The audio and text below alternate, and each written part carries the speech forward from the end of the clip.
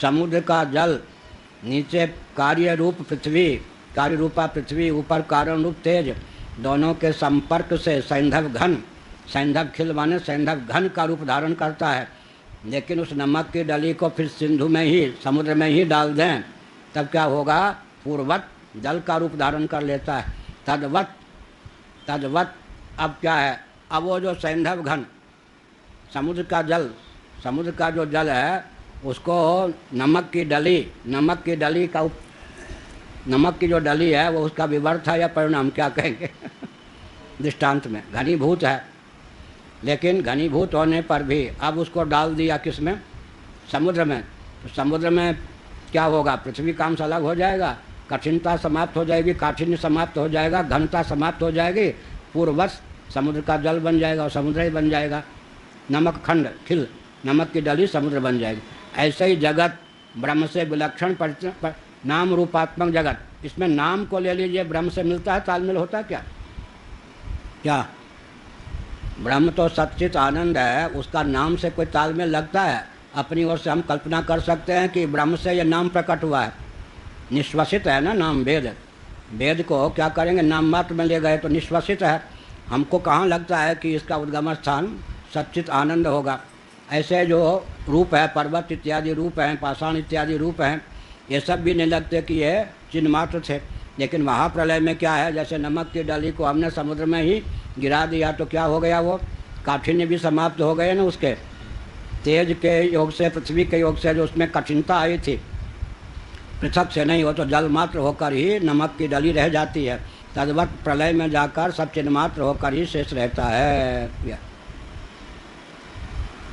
माने व्यवहार दशा में भी ब्रह्म से विलक्षणता परिलक्षित होने पर भी नाम रूपात्मक जगत उसी प्रकार ब्रह्म मात्र है जैसे सैंधव घन समुद्र मात्र है।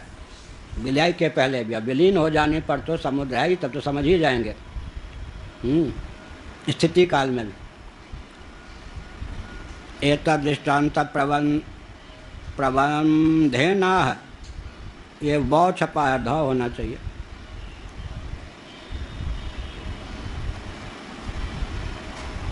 हाँ, स्वयथा सर्वासाम अपाम इत्यादि दृष्टांत प्रबंधम उक्त्वा दाष्टान्तिके योजयति। दृष्टांत प्रबंध को कहकर दाष्टान्तिक में उसको भाष्यकार नियोजित करते हैं। एवं वारेदम महत् इति, या जो महत्, या जो ब्रह्म तत्व है, महत् ब्रह्म तत्व है, विभु, सृष्टि काल में विशेष विज्ञान संपन्न परिलक्षित होता है।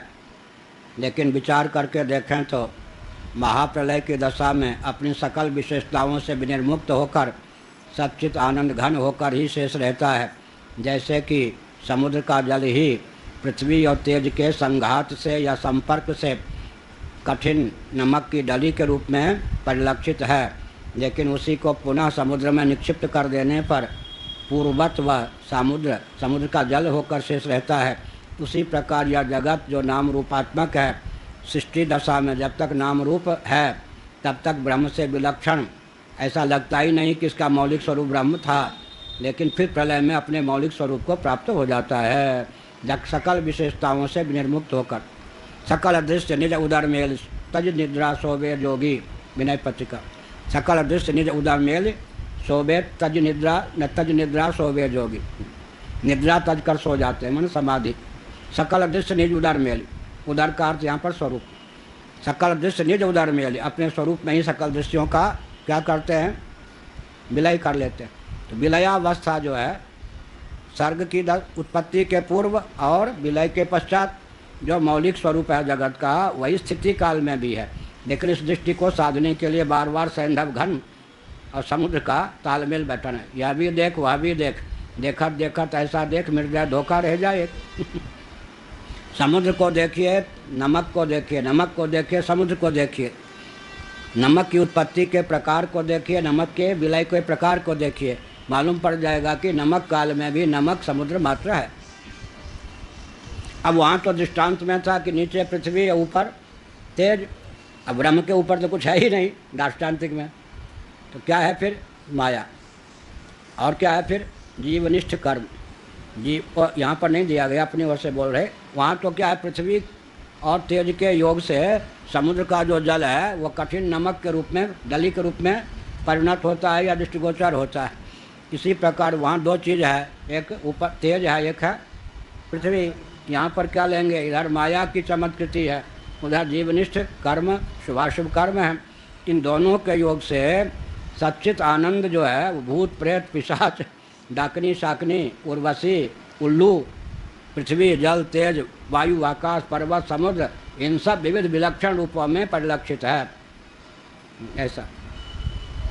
हाँ, अब वो क्या है, चूँकि नमक की डली समुद्र भावापत्ति को प्राप्त हो जाती है, इसलिए प्रेक्षावान जो समीक्षक हैं उनकी दृष्टि में वास्तव में वो नमक की जो डली है वो समुद्र का विवर्त ही सिद्ध है, पृथक से कुछ शेष न रहे। वही तो मिल जाने पर पूर्वत जो के त्यों हो जाए, उसी को कहेंगे ना विवर्त। तो विवर्त जैसा न परिलक्षित होने पर भी, परिणाम सदृश परिलक्षित होने पर भी विवर्त ही सिद्ध है। विवर्त गर्भित जो परिणाम होता है वो विवर्त होता है, यह परिणाम। स्वप्नावस्था में दूध से दही कोई बनावे तो दूध का दही परिणाम एक दृष्टि से, लेकिन सारा स्वप्न प्रपंच ही जब विवर्त है तो विवर्त गर्भित जो परिणाम होता है किस खाते में जाएगा, विवर्त खाते में जाएगा। और हमारे लिए जो परिणाम है वो विलक्षण दार्शनिकों के लिए, प्रेक्षावान जो दार्शनिक हैं उनके लिए विवर्त हो जाएगा, क्योंकि नमक की डली पृथक से तो शेष नहीं रहती समुद्र। इसका मतलब क्या हुआ है, पूर्वत हो जाती है। पूर्वत हो जाती है तो प्राकृतिक परिणाम है, वस्तु स्थिति यह है कि विवर्ती है। तो उसे विलक्षणता क्या है, किम मूलक है, तो वहाँ का पृथ्वी मूलक है और तेज को लेकर है, तेजो मूलक है। यहाँ पर क्या विलक्षणता है, माया की चमत्कृति है, उधर जीवनिष्ठ कर्म का चमत्कार है। माया अपने आप में कुछ का कुछ दिखा, इसी का नाम तो माया है ना। उधर रह गई माया, उधर है जीवनिष्ठ शुभाशुभ कर्म। इसलिए माया और कर्म के योग से, माया और कर्म के योग से ऊपर माया नीचे कर्म के योग से कुछ का कुछ दिखता है। चिदानंद सच्चिदानंद रूप जो ब्रह्म तत्व है वो माइक आदि के रूप में दिखने लगता है, वृक्ष इत्यादि के रूप में दिखता है, लेकिन अंत में परिणाम सदृश परिलक्षित होने पर, विजाति सदृश परिलक्षित होने पर जीव और ईश्वर सजाती हो गए लगभग, और जगत विजाति हो गया। न सजाती कुछ है न विजाति कुछ है। माया स्वगत परिलक्षित होती है, लेकिन ब्रह्म में जब माया मिल जाएगी महाप्रलय में तो स्वगत भी नहीं रहेगी।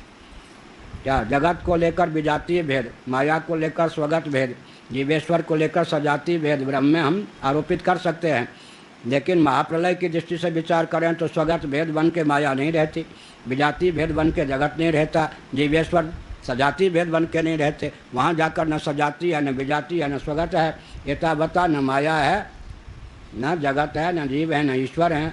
महाप्रलय में सब ब्रह्म होकर शेष रहते। ठीक।